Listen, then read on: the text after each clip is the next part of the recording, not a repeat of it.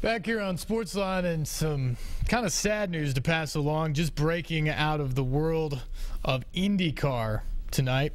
Driver Justin Wilson has passed away in a Pennsylvania hospital following a crash yesterday during the race in Pocono.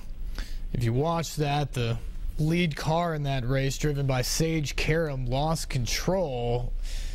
It was kind of an unremarkable accident. He was leading the race, just simply lost control, slammed into the wall, and as he did, the way the car hit it, pieces of the car fell off and bounced down to the track, and several drivers tried to avoid him. Karam was able to re-steer his car sort of to safety on the infield side of the track, and Wilson's car was coming around the bend there on a turn at about 200 miles per hour, and one of the pieces of debris, they say it was the nose cone, or that's what it was identified by from people in IndyCar, actually hit him in the head as he came around that turn.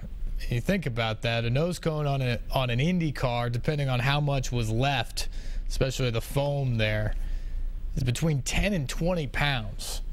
And it hit him at 200 miles an hour. Or at least that's what he was traveling at that point. Just a devastating injury, obviously.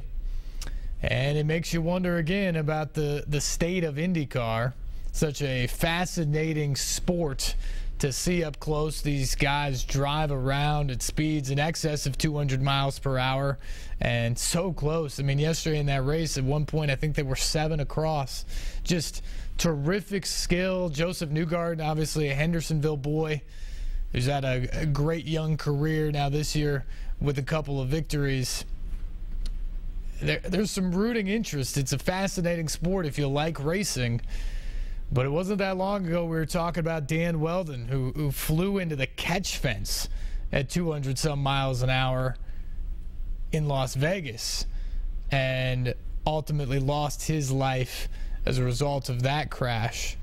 And now tonight we have the passing of Justin Wilson, IndyCar driver, after being hit by debris on the track yesterday at Pocono Raceway. Just a really, really devastating thing for the sport. IndyCar officials are going to have a press conference coming up within the hour to talk about that. But again, breaking news that IndyCar driver Justin Wilson has passed away from injuries sustained yesterday during that crash at Pocono.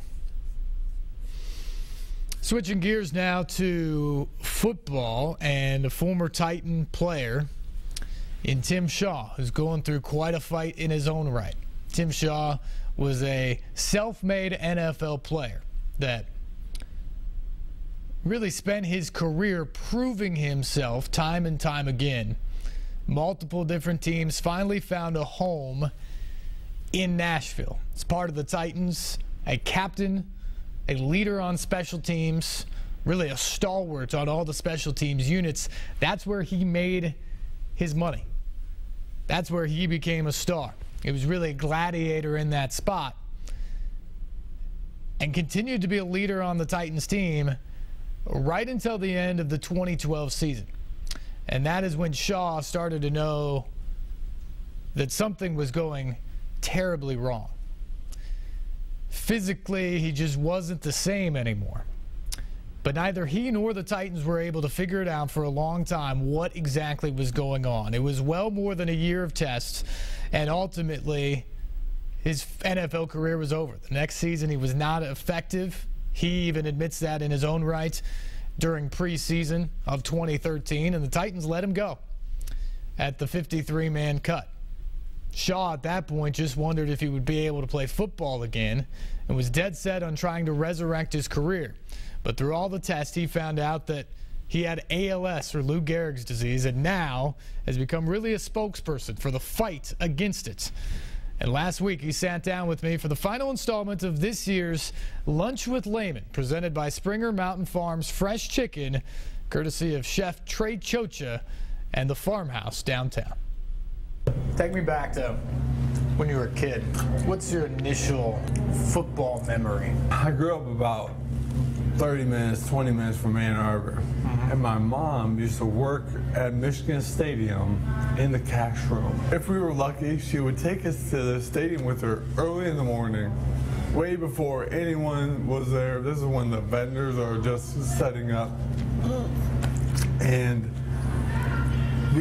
my brothers and I would run around the stadium, the empty stadium, and just thought it was the best thing in the world. And we would try to catch look from one of the tunnels and try to catch part of the game, and eventually maybe sneak in there and grab a seat towards the end of the game. Eventually the security guards would clear all the fans out. We'd still be hanging around out there. And then when the security guards left, we were still there, and we'd go in. And we would get to go down on the field. And we would run up and down the field, and we would get, if we got a yellow stain on our pants from the M in the end zone, we thought that was the best thing in the world. And that's my early memory of how football kind of just grabbed a hold of me. So at what point did it really become a part of your life, and you knew, hey, I'm pretty good at this, I want to be a football player? Well, I think I had to beg my parents to play when I was a sixth grader, so I was 12 years old. And I was pretty good at it from the start. I was always one of the biggest kids. But it was really not until my freshman year of high school, when I got to high school, and I automatically was as big as the varsity guys. I started both ways my freshman year in high school on varsity, and it was kind of a sign to me that, hey, I'm pretty good at this. This is not normal. So what's it like when a Michigan boy is recruited by other Big Ten schools and decides to go to Penn State? Yeah, you feel a little bit like a traitor, but ultimately you make your choice. I could have went to Michigan State, and a number of other schools, but ultimately I made the decision to go to Penn State. It was my type of place. It was blue-collar guys. It was a high-quality football program, a high-quality education, and just somewhere I felt comfortable. When you went back and actually played in the big house, pretty special moment? Very special, man, to go back to that childhood memory of running up and down that field and thinking, dreaming big one day, and then to actually be doing it with Penn State and against my old favorite team. So cool. Even now, thinking back, just what an awesome experience that was. I mean, I can still remember looking up at the crowd and just feeling like, man, I used to be up there in the stands like a little kid, thinking that these guys were the greatest thing in the world. Joe Paterno is obviously a legendary figure to a lot of people. He's also controversial to some, the way his career ended. How do you look back, and how do you compartmentalize the various aspects of who Joe Pa was? It's really easy for me. I know who Joe Pa was. Joe Pa came to my high school, recruited me, and sat in my living room and was dead honest with me. And so Joe Pa was a man that had strict guidelines and strict life lessons that he always taught. And I believe Joe stayed the same through his career. And I caught him on the end of that career, but it was something that I could always respect Joe for what he had done and who he was as a man. And so when I hear about the people who do question him and the way that his career ended, I believe they don't know Joe Paterno, because everyone that I know who does know Joe Paterno, those are the people that say, hey, this is a man of character, always seeking to do the right thing.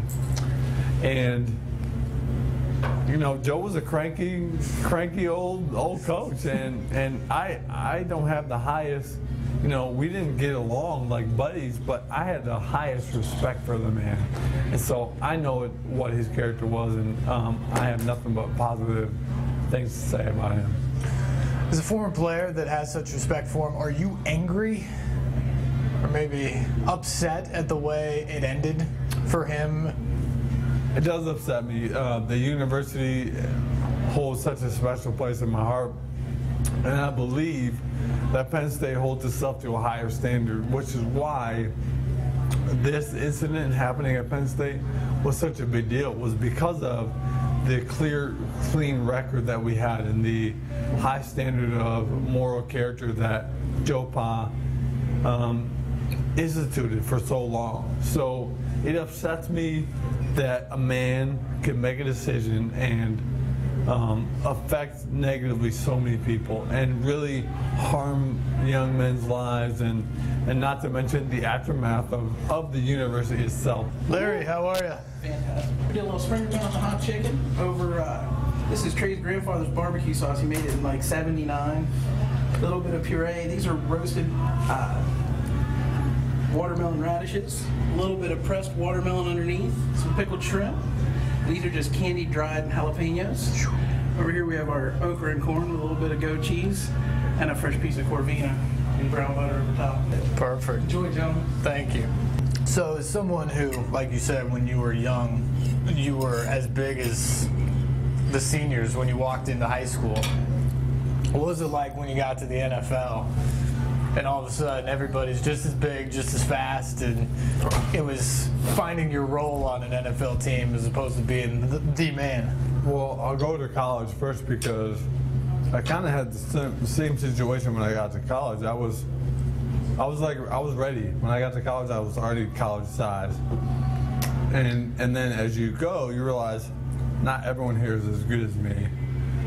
But when you get to the pros, it's not a size problem, it's a talent problem. Now it's like everyone is as talented. So finding that role in the NFL is just basically saying, hey, what skills do I have, or what mindset do I have that allows me to distinguish myself? For me, I was a 5th round draft pick, so that doesn't give you don't have the super low clout of being undrafted, but you don't have any type of power in like a 1st or 2nd or 3rd round draft pick. So you got to make your money on special teams, and that's where it was my only option.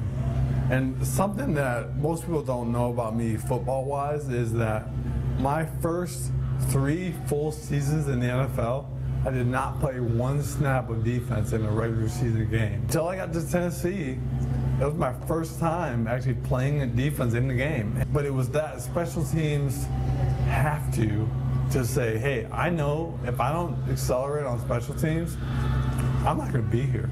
They're going to cut me. It was that mindset and me saying, hey, I know I have the skills to be here.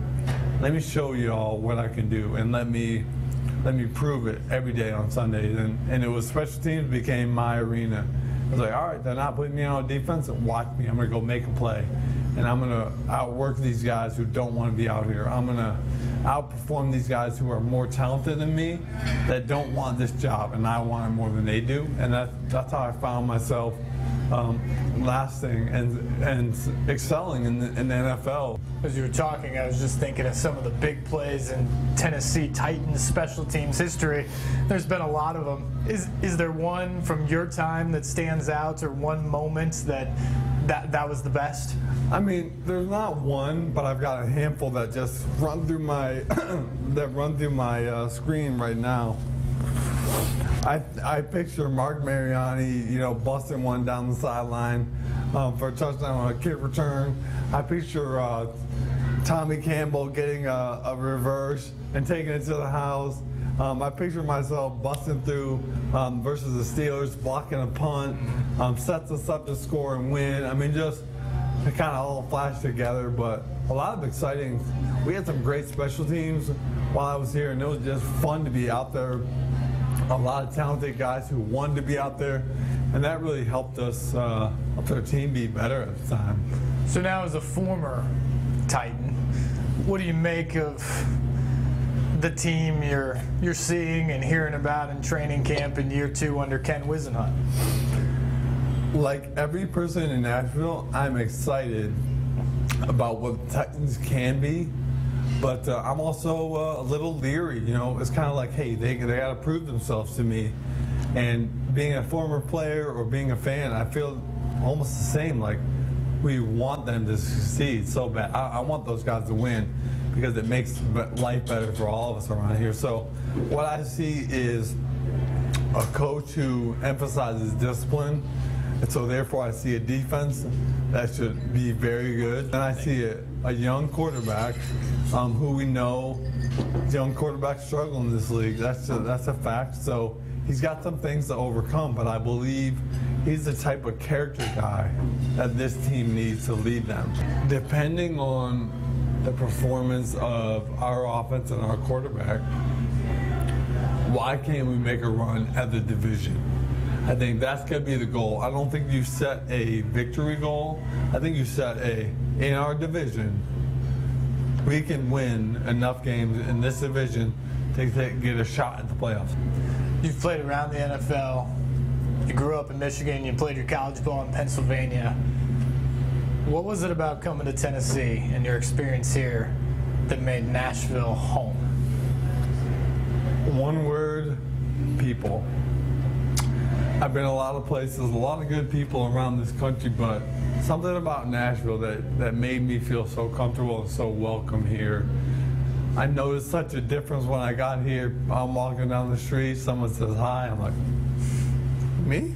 You know, we're friendly down here, and the excitement of the growth in the city, having played here for 3-4 years, really made me feel comfortable. And just outside of the football world, there's great businesses here, there's great churches here, and just a friendliness in the people and excitement in the youth and the business of this city that just draws me in, and I really have embraced it, and I feel as much a part of it as anywhere I've ever lived.